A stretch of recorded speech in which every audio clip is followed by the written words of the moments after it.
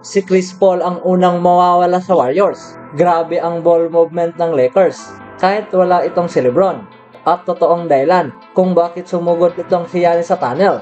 Pacers General Manager, tinamaan sa ribs. Bago ang lahat, kung gusto nyo ng matibay na basketball shoes, KD15 with Spike, mabibili lamang sa halagang 2,100. I-click lamang ang link sa comment section or bisitahin lamang ang tiffin.com for more high quality shoes. Kasama si LeBron na nagpapahinga sa back-to-back game, ang Lakers naman ay nakatanggap ng superlative quarter mula kay Davis laban sa San Antonio Spurs at patuloy na nabuli ang 3-20 winless record na napapanghawakan ng Spurs sa post.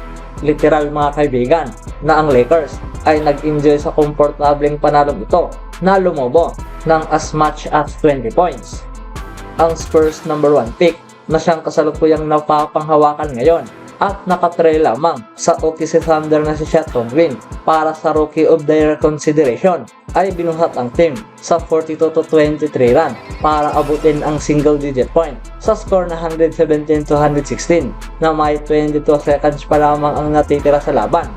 14 points mula kay Victor Wembanyama sa kanyang 4 out of 4 shooting mula sa field at mayroong 4 out of 5 shooting mula sa free throw ay ang naging rason sa lahat sa pagtatapos ng araw sa hindi maiwasang panahon para kay Wembanyama. Siya ay na-fouled out sa laban matapos nga niyang makuha ang uli dito kay Cam Reddish sa natitirang 12 seconds sa regulation.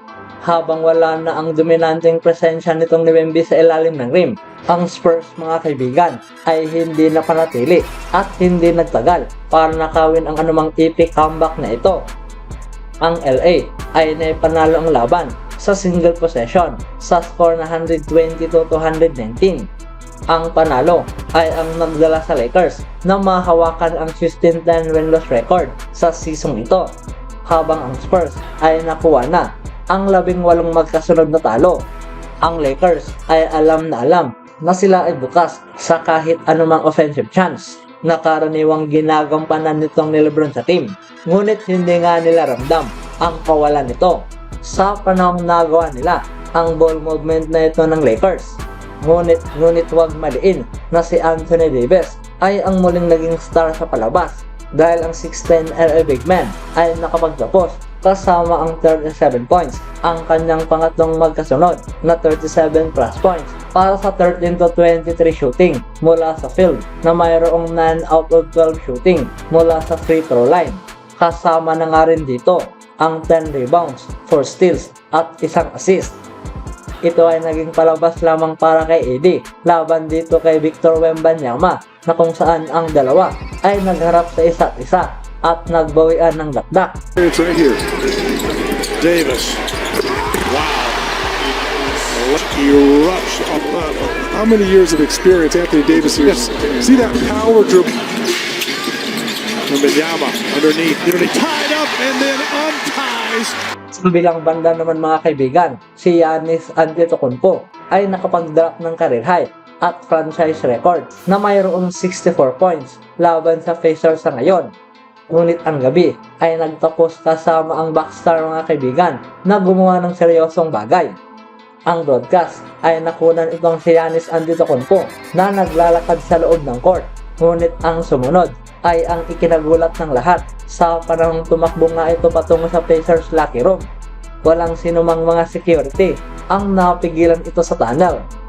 Ayon sa report ng Bleacher Report na si Chris Haynes, itong si Antetokounmpo ay nagkaroon ng seryosong pagnanais na makuha ang game ball mula sa Pacers.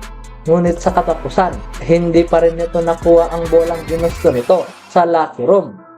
Si Giannis ay bumalik sa court at hindi dala ang bola, hanggang sa nagtungo nga ito patungo sa Pacers star na si Tyrese Haliburton at sa iba pang miyembro ng team at nagsimulang nagreklamo.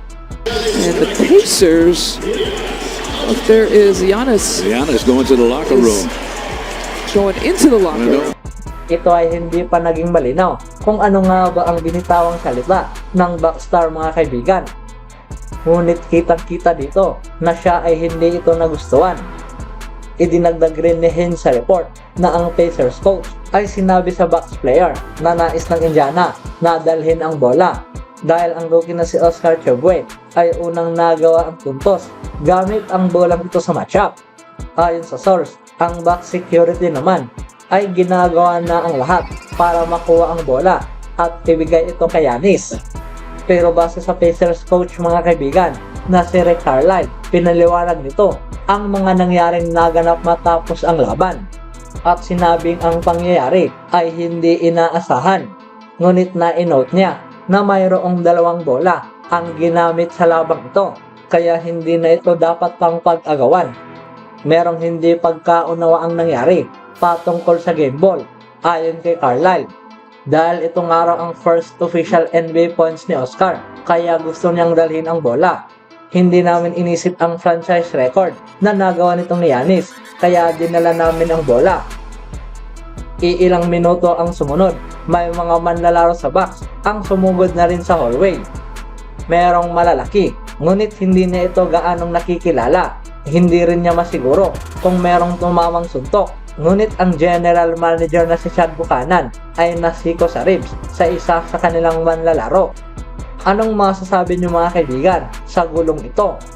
Sa sumunod na balita naman, ang panahon ni Chris Paul sa Golden State Warriors ay napakaaga pa. Si Paul, gayon pa rin, ay nag-a-adjust pa rin mga kaibigan sa sistema nitong ni Steve Kerr at sa kanyang mga bagong teammates.